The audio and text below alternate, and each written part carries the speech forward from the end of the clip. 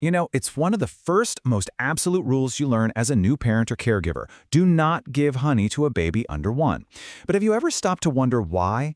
It's a warning that can cause a whole lot of anxiety, so today, we're going to unravel the scientific detective story behind it. The idea for this whole thing actually came from a real and I think very common moment of fear. A friend's 8-month-old ate a cookie that was made with honey, and a panicked phone call happened right after. It's a feeling a lot of us can relate to, right? That sudden jolt of, oh no, did I just do something really wrong? So let's unpack this warning. Let's replace that panic with some real understanding by looking at where this rule even came from. Because, and this might surprise you, its origins are way more recent than you'd probably guess. That's right. This is not some piece of ancient folk wisdom passed down through the centuries. Nope. This is a modern medical guideline born from a scientific investigation that happened in 1978. I mean, that's not that long ago. Okay, so before we dive into that investigation, we have to meet the microscopic culprit at the heart of the story. It's a bacterium with a real mouthful of a name, but it has a very, very potent effect. Now, the key word here is spores. You gotta think of these less like active little bacteria and more like tiny dormant seeds in super tough armor.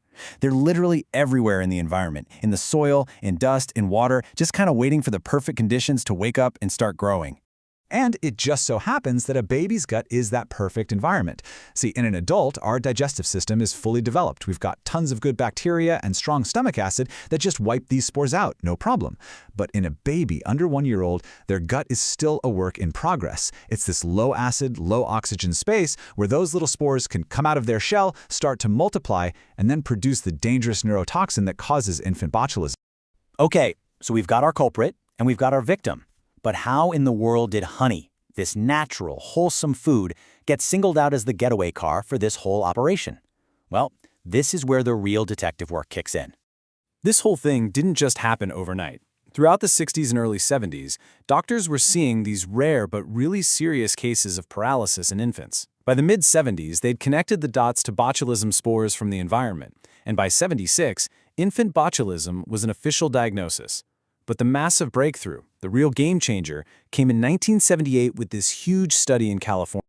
And this, right here, this is basically the aha moment of the whole story. The researchers tested over 550 different things: food, drugs, you name it.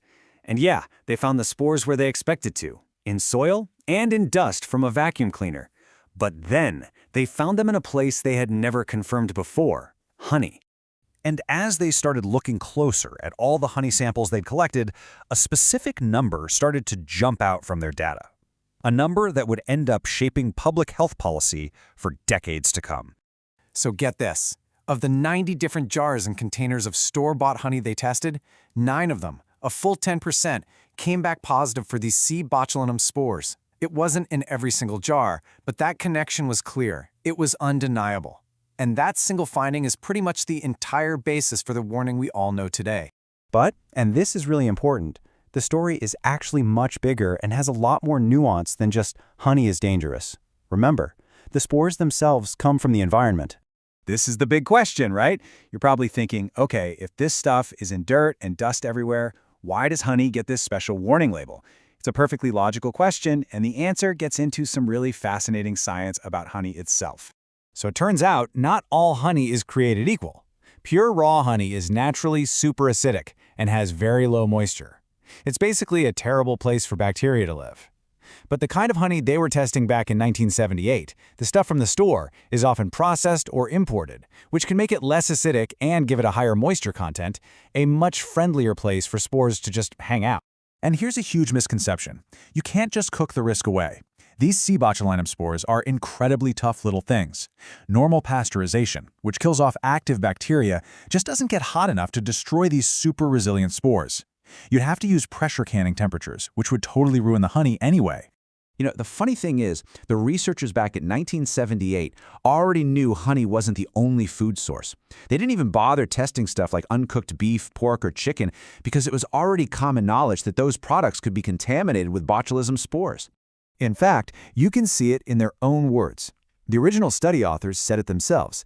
They knew honey was one way it could be transmitted, but that actually preventing the illness would mean identifying all the other ways babies might be exposed and figuring out what makes some babies more vulnerable than others. So, after digging through all of this history and all this science, what's the practical takeaway here?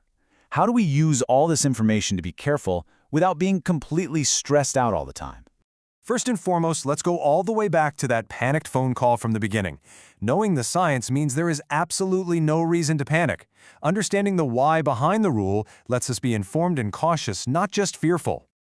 Okay, so here's the bottom line. The risk of infant botulism from honey is totally real, but it's also very, very rare. And most importantly, it's completely avoidable. The simplest and smartest thing to do is just wait.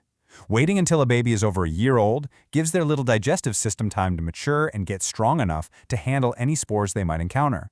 So be smart, stay informed, and of course, for any real medical concerns, always talk to your doctor. You know, the story of honey and botulism is such a perfect example of how a simple piece of advice is often backed by this fascinating, complex history of scientific discovery. It really makes you wonder, doesn't it?